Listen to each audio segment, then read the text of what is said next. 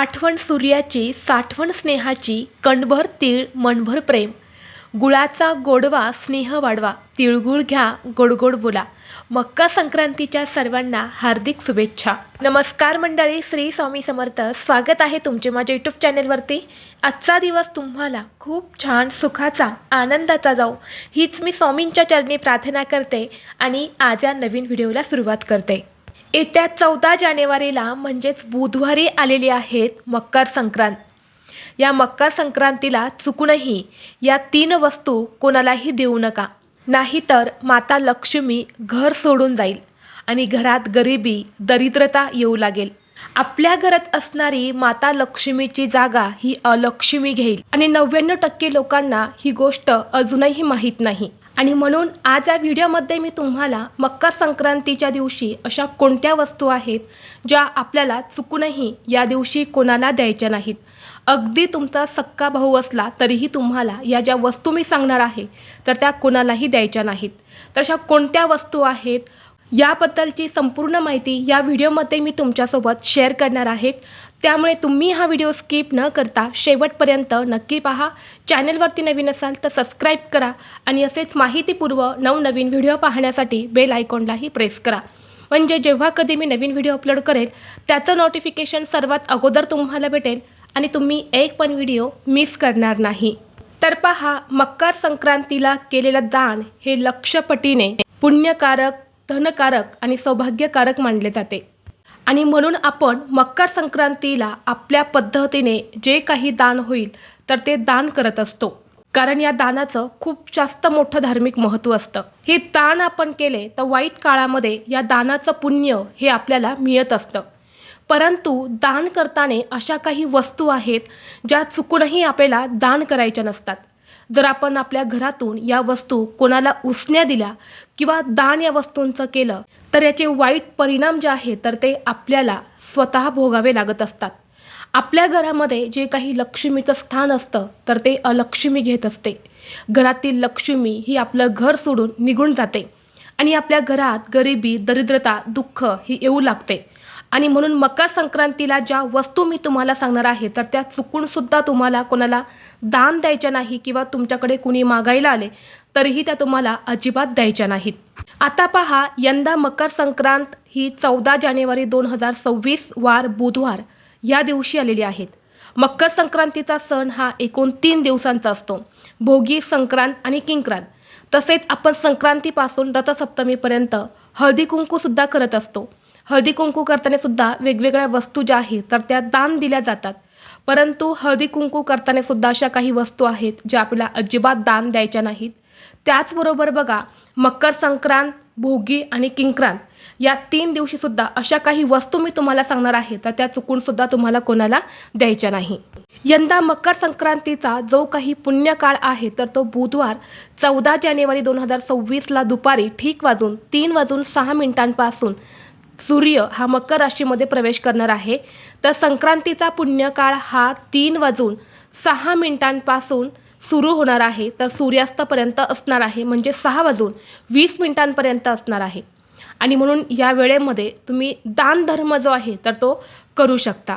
आणि यानंतर तुम्ही मकर संक्रांतीच्या दुसऱ्या दिवशीचा म्हणजे किंक्रांत जी आहे तर तो दिवस सोडून तुम्ही रथसप्तमीपर्यंत सुद्धा दानधर्म जे आहे तर ते करू शकता. मकर संक्रांतीच्या निमित्ताने दानधर्म म्हणा, या दिवशी आपण काही गरजू लोकांना तसेच आपण विवाहित स्त्रिया हळदी कुंकू देऊन त्यांना वाण देखील देत असतो.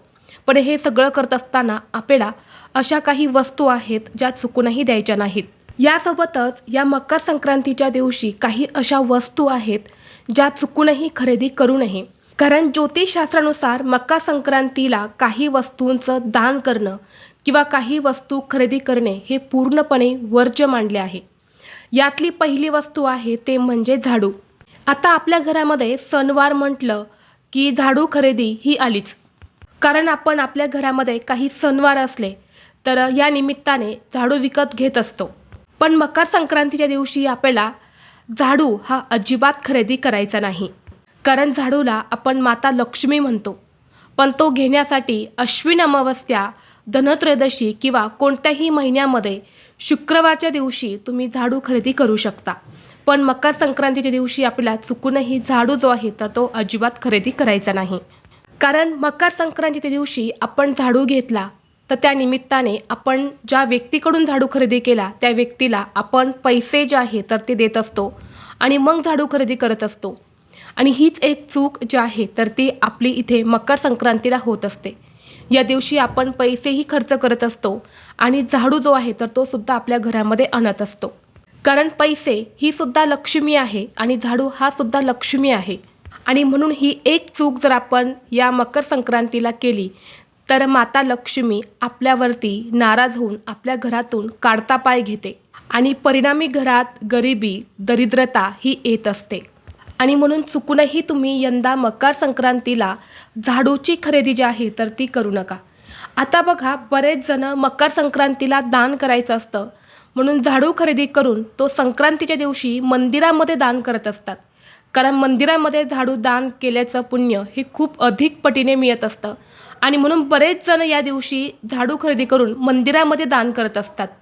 परंतु ही चूकसुद्धा तुम्हाला करायची नाही. या दिवशी तुम्ही चुकूनही झाडू खरेदी करून मंदिरामध्ये दान करू नका. कारण मंदिरामध्ये झाडूचं दान करणं हे एक भाग्याचे लक्षण मानले जाते. पण त्यासाठी काही ठराविक प्रसंग, तिथी असतात. पण मकर संक्रांतीचा दिवस तुम्हाला यासाठी अजिबात निवडायचा नाही. कारण मकर संक्रांतीचं दान असेल तर ते कुठेही असो, मंदिरात असो, घरात असो, त्यासाठी आपला झाडू जो आहे तर तो अजिबात घ्यायचा नाही. तसेच या मकर संक्रांतीच्या दिवशी आपल्या घरातील झाडू हा कोणाच्याही नजरेला पडणार नाही याची विशेष तुम्हाला काळजी घ्यायची आहे. कोणाच्या नजरेला म्हणजे आपल्या घरातील व्यक्ती सोडून जेव्हा बाहेरची व्यक्ती तुमच्या घरामध्ये येणार असेल, या दिवशी संक्रांतीच्या शुभेच्छा द्यायला अनेक लोक आपल्या घरी येत असतात, तेव्हा त्यांच्या नजरेला आपल्या घरातील झाडू पडणार नाही याची विशेष काळजी घ्या. सूर्य उगवण्यापूर्वीच तुम्हाला घरातील स्वच्छता करून घ्यायची आहेत, झाडलोट करून घ्यायचे आहेत आणि झाडू हा तुम्हाला अशा ठिकाणी ठेवा की त्याची नजर कोणावरती पडणार नाही.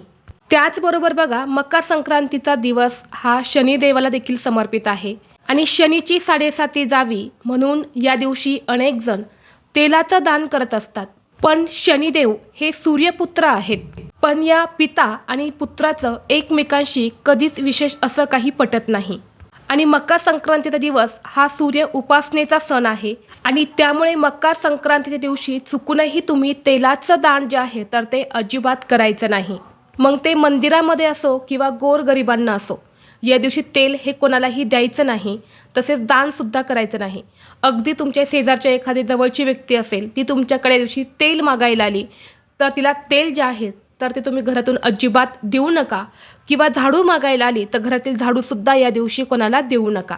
त्याचबरोबर बघा, आपण मकर संक्रांतीपासून ते रथसप्तमीपर्यंत घरामध्ये हळदी कुंकवाचा कार्यक्रमसुद्धा करत असतो आणि बऱ्याच महिला हळदी कुंकू हे मकर संक्रांतीच्या दिवशी संध्याकाळी करत असतात. परंतु जर तुम्ही मकर संक्रांतीला हळदी कुंकू करणार असेल तर त्या हळदी कुंकवाच्या वाणामध्ये तुम्हाला चुकूनही एखादं खाद्यतेल असेल किंवा हेअर ऑइल असेल किंवा एखादं सुगंधित ऑइल असेल तर ते तुम्हाला चुकूनही वाणामध्ये द्यायचं नाही. कारण या दिवशी आपण घरामध्ये हळदी कुंकू करत असतो तेव्हा येणाऱ्या महिला या लक्ष्मी स्वरूपात असतात आणि म्हणून या दिवशी जर आपण तेलाचं दान केलं किंवा तेलाचं एखादं वाण केला तर त्याचे वाईट परिणाम जे आहेत तर ते सुद्धा आपल्याला भोगावे लागू शकतात. त्याचबरोबर तुम्ही मकर संक्रांतीनिमित्त संक्रांतीपासून ते रथसप्तमीपर्यंत हळदी कुंकू करत असेल तर ते हळदी कुंकू करताना अशा काही वस्तू आहेत ज्या तुम्हाला चुकूनही वाण म्हणून द्यायच्या नाहीत. आता बऱ्याच वेळा आपण मेकअपच्या वस्तू ज्या आहेत तर त्यासुद्धा दान म्हणून देत असतो. त्यामध्ये सेफ्टी पिन असेल किंवा इतर कुठल्या टोकदार धारदार वस्तू असतील तर त्या तुम्हाला चुकूनही वाणामध्ये द्यायच्या नाहीत. हे एक प्रकारचं लोखंड असतं आणि म्हणून लोखंड जे आहे तर ते देणं याचा अर्थ आपल्या कुंडलीतून केतू किंवा शनी या ग्रहांना खराब करून घेणे किंवा आपल्या कुंडलीमधून आपण त्या ग्रहांना कमजोर करत आहे. आणि म्हणून ज्योतिषशास्त्रानुसार अशा भेटवस्तू देणे निषिद्ध मानलं गेलं आहे. त्यामुळे मकर संक्रांतीचं जे काही वाण महिलांना तुम्ही वाटणार आहे, दानधर्म करणार आहे तर त्यामध्ये टोकदार, धारदार किंवा लोखंडाच्या वस्तू ज्या आहेत तर त्या तुम्ही अजिबात दान करायच्या नाहीत. त्याचबरोबर बऱ्याच महिला प्लास्टिकच्या वस्तूसुद्धा दान करत असतात. काहीतरी 5-10 रुपयांचं प्लास्टिकचे वाण आणतात आणि तेच तुम्ही वाण म्हणून देत असतात. परंतु बघा, प्लास्टिकचे दान करणे हे नकारात्मक ऊर्जा आणत असते. यामुळे आपल्या घरात नकारात्मकता येत असते आणि याचे वाईट परिणाम हे आपल्यालासुद्धा भोगावे लागत असतात. म्हणून तुम्ही हळदी कुंकू करताना चुकूनही प्लास्टिकच्या वस्तू ज्या आहेत तर त्या तुम्ही वाण म्हणून अजिबात देऊ नका. त्याचबरोबर मकर संक्रांतीला कपड्यांचं दानसुद्धा केलं जातं. अनेक लोक गरजू व्यक्तींना कपडे दान करत असतात. परंतु आपल्याला या संक्रांतीला काळ्या रंगाचे कपडे जे आहेत तर ते चुकूनही दान करायचे नाही. काळा रंग हा नकारात्मक ऊर्जेचा प्रतीक मानला जातो आणि त्याचे दान केल्यास व्यक्तीला अशुभ परिणाम देखील मिळू शकतात. त्यामुळे मकर संक्रांतीच्या दिवशी काळ्या रंगाचे कपडे दान करणे आवर्जून टाळावे. त्याचबरोबर बघा, मकर संक्रांतीला अनेक जण आपल्या घरामध्ये काही वस्तू असतात त्याच वस्तूंचं दान करत असतात ज्या वस्तू आपण अगोदर वापरलेल्या असतात. परंतु बघा, जेव्हा आपण दुसऱ्यांना दान करतो तेव्हा त्या वस्तू चांगल्याच असायला हव्या. वापरलेल्या वस्तूंचं दान केलं तर आपण स्वतः आपल्या घरातील दरिद्रता ही इतरांना देतो, जे पूर्णपणे चुकीचे आहे. आणि म्हणून वापरलेल्या वस्तू तुम्ही चुकूनही या दिवशी दान करू नका. आता आपण पाहूया की मकर संक्रांतीला अशा कोणत्या वस्तू आहेत ज्या वस्तूंचं दान केलं जातं. या वस्तू दान केल्याने याचा आपल्याला खूप अधिक पटीने पुण्य मिळत असतं. तर पहा, मकर संक्रांतीला तुम्हाला काळ्या तिळाचं दान करायचं आहे. आता काळ्या तिळाचं दान का करायचं आहे तर बघा, संक्रांतीच्या दिवशी शनी महाराजांचं घर जळून खाक झालं होतं आणि त्या घरामध्ये फक्त काळे तीळ शिल्लक होते. आणि याच दिवशी सूर्यदेव हे शनी महाराजांच्या घरी येणार होते आणि ह्याच दिवशी येऊन ते तिथे वास्तव्य करणार होते. आणि घर जळाल्यामुळे घरामध्ये फक्त काळे तीळ शिल्लक होते आणि शनिदेवाने सूर्यदेवांना काळे देऊनच त्यांचं स्वागत केले होते.